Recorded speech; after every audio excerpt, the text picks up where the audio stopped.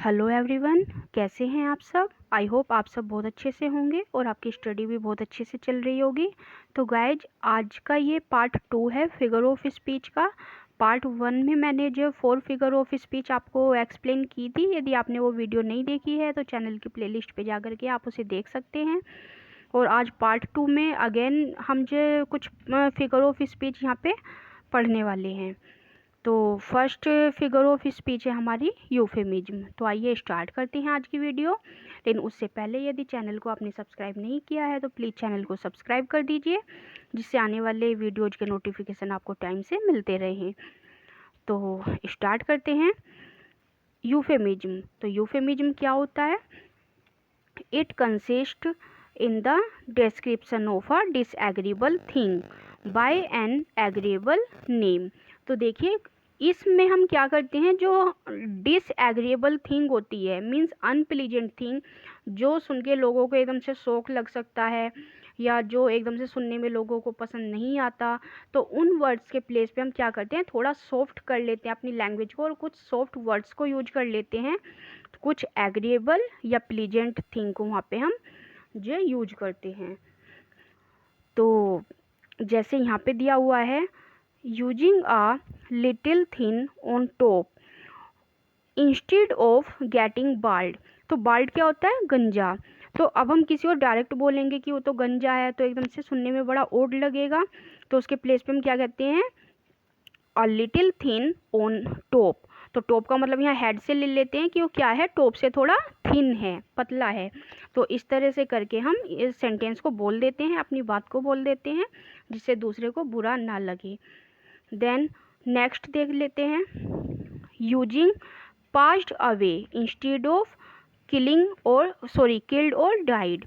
यदि कोई मर गया है तो उसके प्लेस पे सुनने में बड़ा अजीब लगता है कि वो तो मर गया है, तो उसके प्लेस पे हम क्या करते हैं, किल्ड और डाइड के प्लेस पे हम यूज करते हैं पास्ट अवे। तो इसके प्लेस पे हम पास्ट अवे यूज करेंगे। Then next, using stick to the truth instead of calling someone a liar. अब किसी को लायर बोलें, मुंह पे ही उसको बोल दें कि ये तो झूठा है, तो ये अनप्लीजेंट है बिल्कुल वर्ड। तो इसके प्लेस पे हम जो कैसे प्लीजेंट वर्ड को यूज कर सकते हैं, stick to the truth. Okay, तो लायर के प्लेस पे क्या कह सकते हैं, he is stick to the truth. Next देख लेते हैं, using letting you go instead of firing. अब फायरिंग के प्लेस पे हम क्या बोल सकते हैं, लेटिंग यू गो। इसके कुछ एग्जाम्पल भी यहाँ पे दिए हुए हैं, जैसे he has fallen asleep, that is he is dead. अगर किसी को बोलें ही इज डेड तो ये अनप्लीजेंट वर्ड है, सुनने में बहुत हार्श लगता है। तो इसके प्लेस पे हम यूज कर सकते हैं ही हैज फॉलन एस्लीप, कि वो तो सो गया है। इस जैसे कि किसी को अगर हम सीधे बोलेंगे वो तो मर गया, तो सुनने में अजीब लगेगा। हम उसके प्लेस पे जैसे बोल देते हैं वो तो स्वर्ग सिधार गया है, वो गुजर गया है। तो इस तरह के वर्ड्स जो सॉफ्ट करके बोले जाते हैं। तो डेड के प्लेस पे हम ही हैज फॉलन एस्लीप बोल सकते हैं। नेक्स्ट देखिए, you are telling me a fairy tale. Fairy तो होती ही नहीं है, फिर भी हम उसकी टेल यानी कि स्टोरी बताते हैं। तो मीन्स यहाँ पे क्या है, फेरी टेल मीन्स झूठी स्टोरी।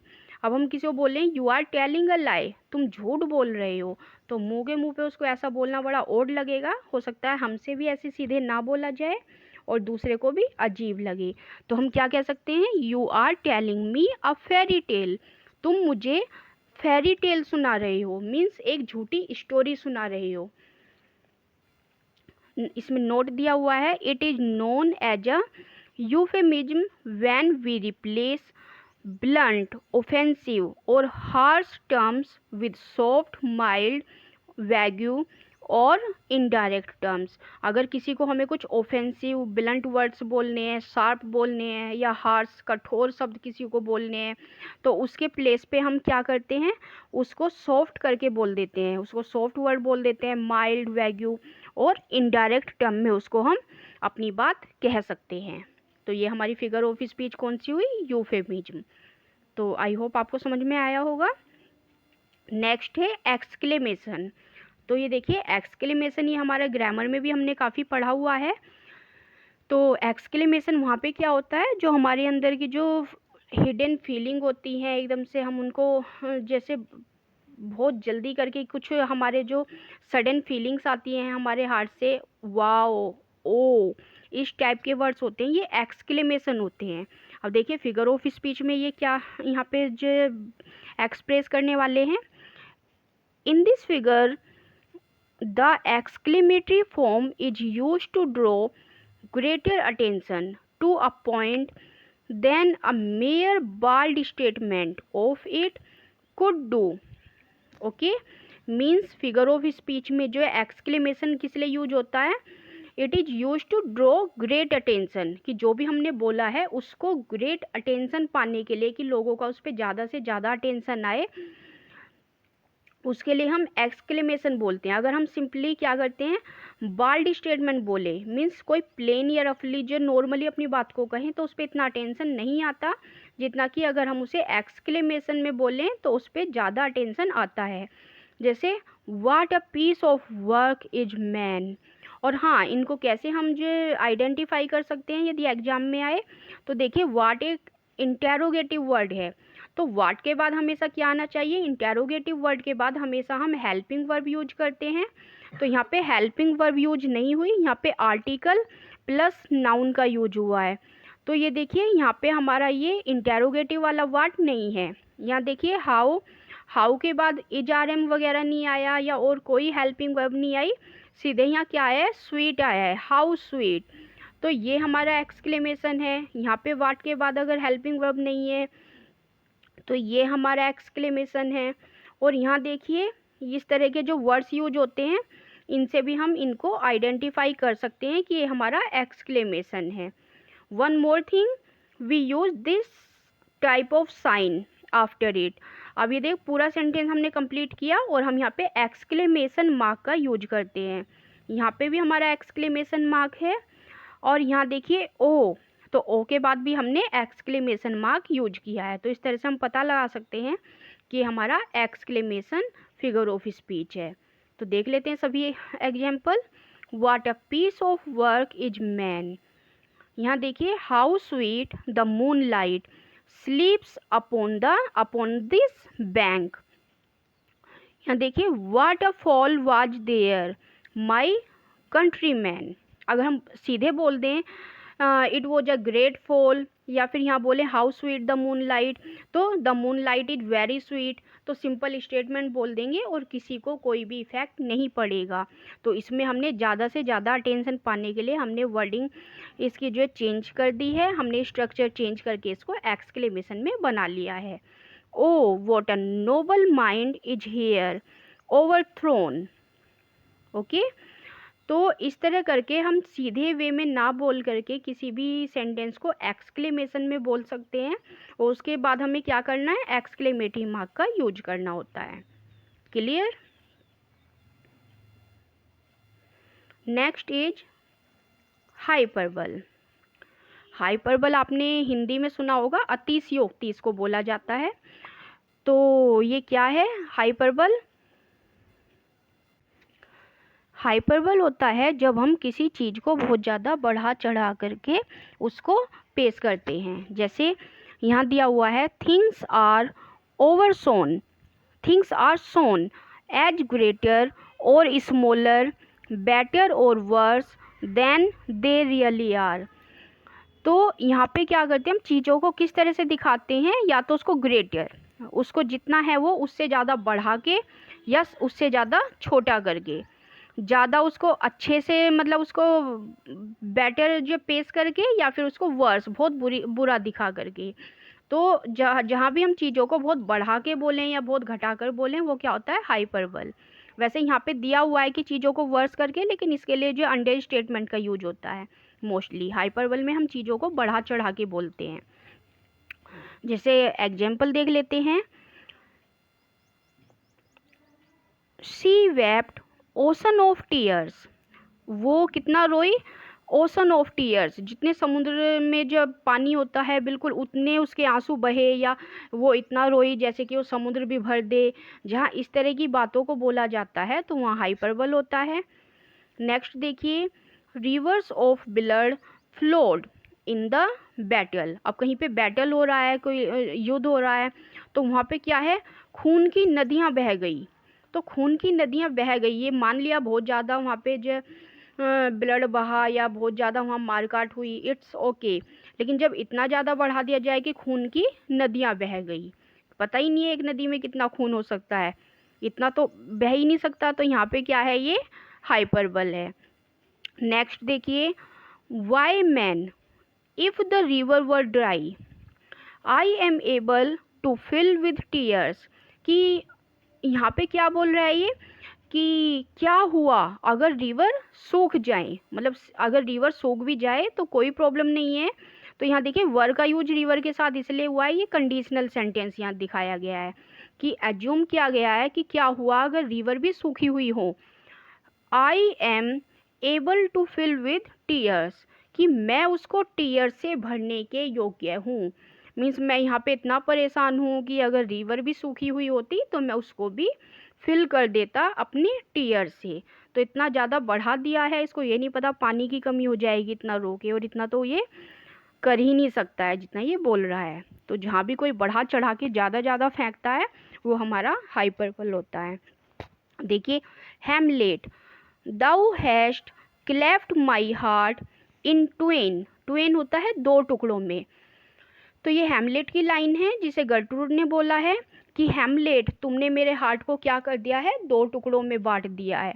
तो इन मैडम को ये नहीं पता अगर हार्ट को जो दो टुकड़ों में बांट देंगे तो आप यहाँ पे खड़ी नहीं होती, आप ऐसे यहाँ पे बोल नहीं रही होती। तो थोड़ा सा चलो इसको शौक लग गया होता, लेकिन बढ़ा चढ़ा के बोल रही है कि हार्ट को इसने क्या कर दिया है, दो टुकड़ों में बांट दिया है। Hamlet thou hast cleft my heart in twain. Next देख लेते हैं।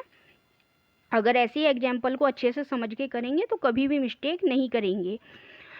All the perfumes of Arabia will not Sutton this little hand.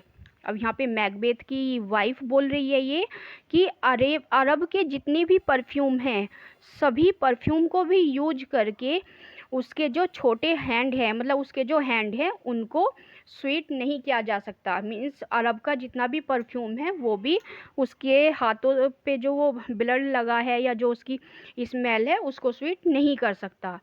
तो अब मैडम ये बताइए कि परफ्यूम, पूरे अरब का परफ्यूम यूज करके डूब के थोड़ी ना मरना है, उसको क्या करना है, यहाँ पे बहुत ज़्यादा बढ़ा चढ़ा के बोल दिया है, उसको सिर्फ अपने लिटिल हैंड पे जो ये परफ्यूम को लगाना है। तो इतनी ज़्यादा वो अंदर से परेशान थी कि उसने इतना बढ़ा चढ़ा के बोला कि पूरे अरब का भी अगर परफ्यूम लेके आए तो वो भी उसके लिए कम पड़ जाएगा। तो यहाँ पे हाइपरबल हो गया। नेक्स्ट देखते हैं, is this the face that launched 1,000 ships and burned the topmost stars of Ilium। तो यहाँ देखिए एक फेस ऐसा था जिसकी वजह से क्या हो गया कि जिसने लॉन्च कर दिया 1,000 शिप्स को, बैटल हो गया है, 1,000 शिप्स को वहाँ पे लॉन्च हो गई है उसके लिए। And burn the topless stars of Ilium, ये जो टावर्स हैं इलियम के ये क्या हैं, टॉपलेस हैं। तो देखिए बिना टॉप के तो कोई टावर होता ही नहीं है, कितना भी लंबा हो, और इतने भी वो बड़े नहीं होंगे कि वो बिल्कुल टॉपलेस टावर्स हैं। तो यहाँ पे भी बहुत ज़्यादा बढ़ा चढ़ा के इसको बोला गया है। Next, I loved Ophelia 40,000 brothers could not with all their quantity of love। तो यहाँ देखिए हैमलेट ने बोला है ये लड़की से कि मैं ओफेलिया को इतना प्यार करता था कि 40,000 ब्रदर भी मेरे प्यार के बराबर उसको प्यार नहीं दे सकती। तो कुछ ज़्यादा ही बढ़ा दिया, उसको यही नहीं पता 40,000 कितने होते हैं। तो 40,000 ब्रदर मिलके भी इतना प्यार नहीं दे सकते उसको जितना कि अकेला हैमलेट करता था। तो कुछ ज़्यादा ही बढ़ा दिया। दूसरी बात तो 40,000 ब्रदर कहाँ से होंगे उसके। नेक्स्ट, तो जहाँ भी फील हो कि कुछ ज़्यादा ही हो गया वहाँ पे बस जल्दी से हाइपरबल लगा दीजिए। If I told you once I have told you a million times. अब अगर मैंने तुम्हें एक बार कोई बात बोल दी तो क्या बोल दी, मैंने तुमको कम से कम मिलियन टाइम्स ये बात बोल दी। तो मिलियन टाइम्स अगर काउंट करने बैठो तो भी सुबह से शाम हो जाए। और यहाँ पे ये क्या कहते हैं जनाब if I told you once, यदि मैंने एक बार बोल दिया तो क्या समझो, I have told you a million times. Then it has been ages since I have had a proper meal, means मुझे काफ़ी टाइम हो गया है, सदियां बीत गई हैं, मैंने अब तक प्रॉपर खाना पता नहीं कब से नहीं खाया है। तो देखिए इतना टाइम बीत गया इनको कि इन्होंने अब तक प्रॉपर खाना नहीं खाया है, इनका भी कुछ ज़्यादा हो गया इसलिए ये हाइपरबल है। Then Usain Bolt runs faster than the wind, अब ये उसेन बोल्ट जनाब हैं, ये भी क्या करते हैं, हवा से भी तेज ये दौड़ते हैं। अब हवा से भी तेज दौड़ते हैं तो सीधा हाइपरबल लगा दीजिए, क्योंकि सुपर वुमन तो नहीं है ये। Then I could do this forever, तो यहाँ पे बोला मैं ये क्या कर सकता था, हमेशा के लिए कर सकता था, ये बीच में ब्रेक भी नहीं लेंगे, ये हमेशा के लिए कर सकते हैं। Then she is older than this world, अब ये संसार से भी ज़्यादा बूढ़ी है, सबसे ज़्यादा बूढ़ी कौन है, शी है यहाँ पे। अब देखिए जितना ये पूरा संसार है, कब से ये स्टार्टिंग हुई है, जो भी है, सबसे ज़्यादा पुरानी वस्तु इसमें यहाँ पे सी हो गई है, तो इन मैडम ने बहुत ज़्यादा बढ़ा दिया है, ये भी हाइपरबल हो गई हैं। देन एवरीबडी नोज मी, अब देखिए ये मी यहाँ पे सुपरस्टार है, इसको सब जानते हैं, कोई एक बंदा तो ऐसा होगा जो नहीं जानता होगा, लेकिन इन्होंने यूज किया है एवरीबडी। अब एवरीबडी नोज मी तो कुछ ज़्यादा हो गया, यहाँ भी हाइपरबल हो गया, बढ़ा चढ़ा के इस चीज़ को बोला गया है। अब देख लेते हैं इसमें नोट क्या दिया हुआ है। In the above examples we can observe that hyperbole is when you use words to exaggerate what you mean or emphasize a point. It is used to make something seem bigger or more important than it actually is, कि यदि कोई आप ऐसी बात बोल रहे हो जो कि इम्पोर्टेंट है और आप उसको इतना बढ़ा चढ़ा के बोल रहे हो कि उसको बहुत ज़्यादा इम्पोर्टेंट बना देते हो, तो वहाँ क्या होता है, हाइपरबल होता है। नेक्स्ट इंटेरोगेशन और rhetorical question. The asking of question not for the sake of getting an answer, तो देखिए हम क्वेश्चन किस लिए पूछते हैं, हम क्वेश्चन पूछते हैं उसका आंसर जानने के लिए, कि हमें कोई बात नहीं पता और हम क्वेश्चन पूछ के उसका आंसर जान सकते हैं। लेकिन ये जो रेटोरिकल क्वेश्चन होते हैं इनको हम इनका आंसर जानने के लिए नहीं पूछते, तो फिर किस लिए पूछते हैं, but for the sake of rhetorical effect, हम इसको रिटोरिकल इफेक्ट के लिए पूछते हैं। तो ये रिटोरिकल का मीन्स होता है यहाँ अलंकारिक, किसी भी चीज़ को अच्छे से सजा के एक्सप्रेस करने के लिए, जैसे to make the point more effective. तो ये वो क्वेश्चन होते हैं जो हम किसी चीज़ का आंसर जानने के लिए नहीं, बल्कि अपनी स्टेटमेंट को इफेक्टिव बनाने के लिए ये क्वेश्चन पूछते हैं। लाइक एम आई माई ब्रदर्स कीपर, कि क्या मैं मेरे ब्रदर का कीपर हूँ, तो कीपर यहाँ कह सकते हैं संरक्षक।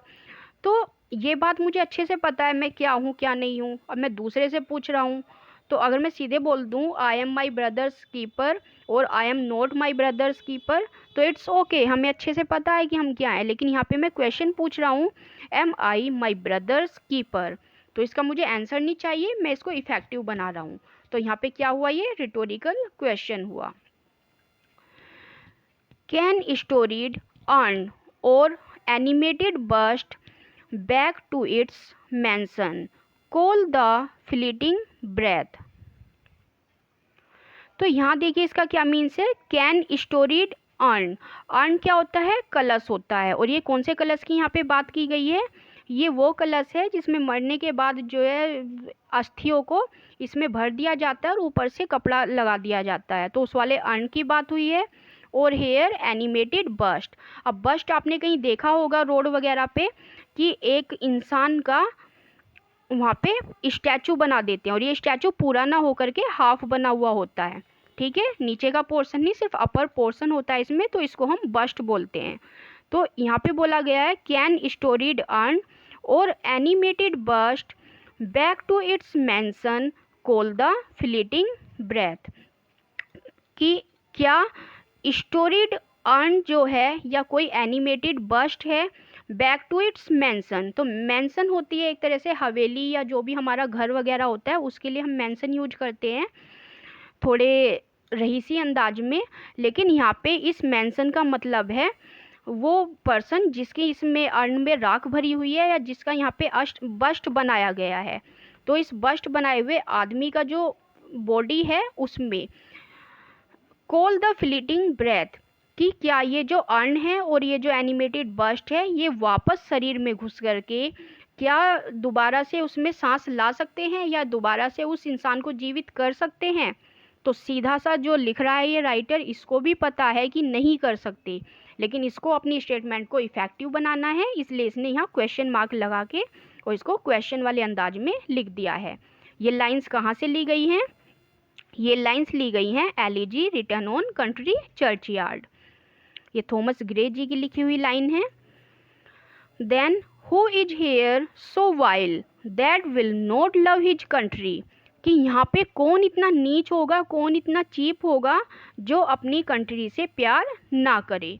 तो क्वेश्चन पूछा है, सीधा बोल दो कि इतना तो मीन कोई भी नहीं है जो अपनी कंट्री से प्यार ना करे, सभी अपनी कंट्री से प्यार करते हैं। लेकिन इफेक्टिव वे में बोलने के लिए इसको इस तरह से पूछा गया है।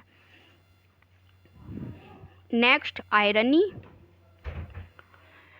Irony, a mode of speech in which the real meaning is exactly the opposite of that which is literally conveyed।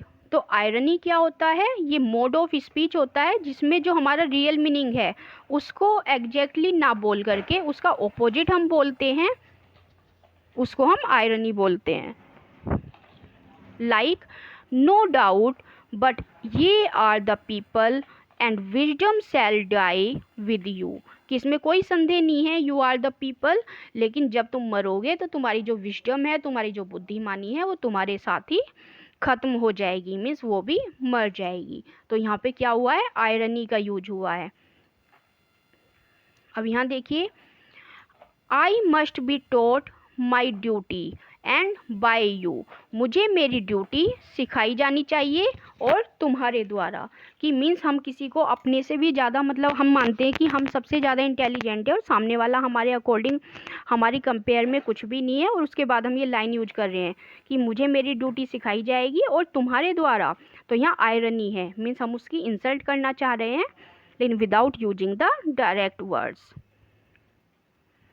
Now next is you are a pretty fellow. अब हम यहाँ पे देखिए, you are a pretty fellow, अच्छा बोल रहे हैं, लेकिन हमारा जो इंटेंशन है क्या है? उसको हर्ट करने का है या उसको छोटा फील कराने का है। One truth is clear whatever is right, कि एक सच तो बिल्कुल क्लियर है और वो क्या है? कि जो भी है, जो कुछ भी है वो सब क्या है? सच है। तो यहाँ पे क्या है? आयरनी यूज हो गई है। Then the atrocious crime of being a young man which the honorable gentleman has with such spirit and decency charged upon me, I shall neither attempt to palliate nor deny। तो यहाँ पे एट्रोनिसियस बोल सकते हैं हिंदी में, जघन्य है। तो यहाँ जो जघन्य अपराध है किस चीज़ का? Of being a young man, जवान होने का। Which the honourable gentleman has, जो यहाँ पे ऑनरेबल यूज हुआ है, honourable gentleman has with such spirit and decency, जो पूरे जोश के साथ और पूरी डिसेंसी शालीनता के साथ इन ऑनरेबल जेंटलमैन ने मुझ पे लगाया है। चार्ज अपॉन मी, मुझ पर लगाया है, मीन्स यहाँ पे कोई पर्सन है जिसने हमें किसी चीज़ के लिए ब्लेम किया है और हम उसको क्या बोल रहे हैं? ऑनरेबल जेंटलमैन, ठीक है, सम्मान्य सज्जन। तो इन्होंने पूरी डिसेंसी और पूरी स्पिरिट के साथ हम पे कोई चार्ज लगाया है। And I shall neither attempt to palliate nor deny, कि ना तो मैं उसको जो पैलिएट करूँगा और ना ही उसको डिनाई करूँगा कि मैंने ये किया है या नहीं किया है, कि ना तो मैं अपने फेवर में कुछ बोलूँगा ना मैं डिनाई करूँगा। तो यहाँ आयरनी यूज हुई है क्योंकि जिसने हमें ब्लेम किया है उस पर हमें मोस्टली गुस्सा आना चाहिए और यहाँ पे उसको क्या बोला गया है, जेंटलमैन बोला गया है, तो यहाँ पे आयरनी है। Next, here under leave of Brutus and the rest, for Brutus is an honorable man, so are they all honorable men, come I to speak in Caesar's funeral। तो ये एंटोनी बोल रहा है ब्रूटस के बारे में। जब वो सीजर के फ्यूनरल में आता है तो वो देखता है कि ब्रूटस और बाकी लोग मिलके कॉन्स्पिरेसी रच रहे हैं सीजर के खिलाफ, उसे भला बुरा बोल रहे हैं उसके मरने के बाद। तो वो फ्यूनरल में आता है और वो सबको क्या बोलता है कि यहाँ जो भी हैं वो सब ऑनरेबल मैन हैं, और he was my friend faithful and just to me. तो ही मीन सीजर, तो सीजर क्या था, मर चुका है तो वाज का यूज हुआ है।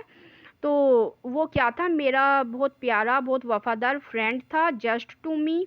But Brutus says he was ambitious, लेकिन ब्रूटस क्या कहता है कि वो एम्बिशियस था, वो महत्वाकांक्षी था।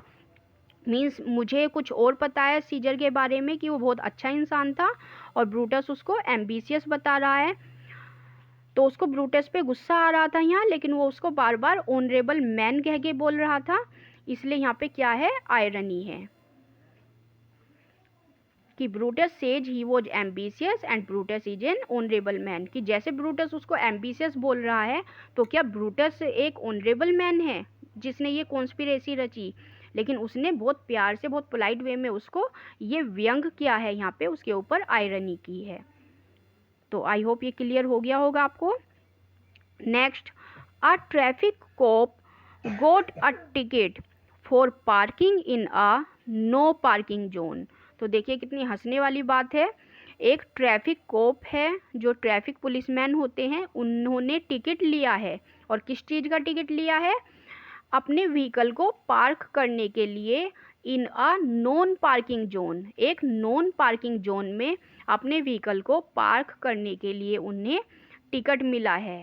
ओके, तो यहाँ भी आयरनी है कि जहाँ पे नॉन पार्किंग जोन है, पहली बात तो उसका टिकट किसने बनाया, और उसके बाद ये जो है ये ट्रैफिक कॉप है, ये खुद ट्रैफिक पुलिसमैन है, और उसके बाद भी वो नॉन पार्किंग एरिया में अपने व्हीकल को पार्क करता है, तो यहाँ आयरनी हो गई।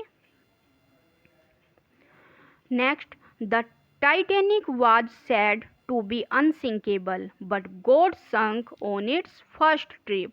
तो यहाँ भी आयरनी है कि टाइटैनिक क्या बताया गया था कि ये अनसिंकेबल है, ये जो टाइटैनिक का जो शिप था वो कभी भी सिंक नहीं होगा, वो कभी भी नहीं डूबेगा। लेकिन जब इसकी फर्स्ट ट्रिप थी, पहली बार इसको समुद्र में उतारा गया, तो अपनी फर्स्ट ट्रिप पे ही ये डूब गया, तो आयरनी हुई यहाँ पे। When the viewer knows how the killer is in the movie, but the actor does not know that।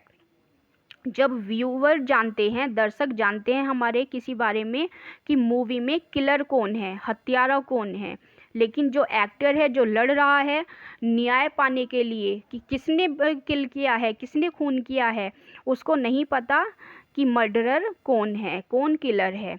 तो ये क्या है, आयरनी होती है वहाँ पे कि पूरी जितने भी दर्शक बैठे हैं हमारे, जितने विजिटर्स हैं, सबको मालूम है, लेकिन जितने भी जो एक्टर है जिसको मेन उस चीज़ के लिए जो लड़ रहा है जो, उसको नहीं पता, तो यहाँ पे ये आयरनी होती है। तो नेक्स्ट वीडियो में हम आयरनी के टाइप्स भी पढ़ेंगे, अभी ये सिर्फ हमने सिंपल वे में आयरनी को सॉल्व किया है। देन नोट देख लेते हैं इसका।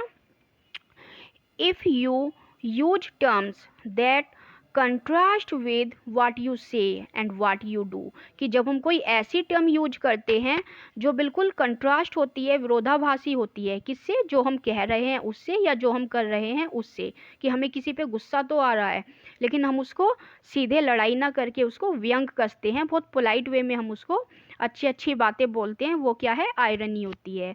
It is known as irony. It is like a difference between what is said and what is meant. अब देखिए कितनी बार ऐसा होता है, घर पे कोई आ गया, वो अपने बहुत बर्थडे मार रहा है, अपने बारे में बहुत बहुत ज़्यादा बढ़ा चढ़ा के बोल रहा है, तो हम उसे सीधे, मन तो हमारा बोलता है कि क्यों ज़्यादा फेंक रहा है, तुझे हम जानते हैं, और हम कहते हैं हाँ तुम्हारी तो बात ही क्या है। तो इस तरह की जो चीज़ें हो जाती हैं कि हम सीधे किसी के मुँह पे जब नहीं डायरेक्ट वे में बोल सकते, तो हम मीठा बोलते हैं और अंदर से कुछ और होता है, उसका जो सेंस जो है, तो वो आयरनी होती है। तो आई होप आज की वीडियो आपको पसंद आई होगी। तो वीडियो पसंद आई है तो लाइक कर दीजिए, और जो भी आपकी फ़ीडबैक है कमेंट बॉक्स में देना ना भूलें। मैं आपके सभी फ़ीडबैक्स को बहुत अच्छे से पढ़ती हूँ, और जो भी कहीं पे कन्फ्यूजन है तो प्लीज़ मेरे साथ शेयर ज़रूर कीजिए। मैं पूरी कोशिश करूँगी उन कन्फ्यूजन को सॉल्व करने की। तो नेक्स्ट वीडियो में कुछ और फिगर ऑफ स्पीच में लेके आऊँगी आपके लिए। जब तक के लिए बाय।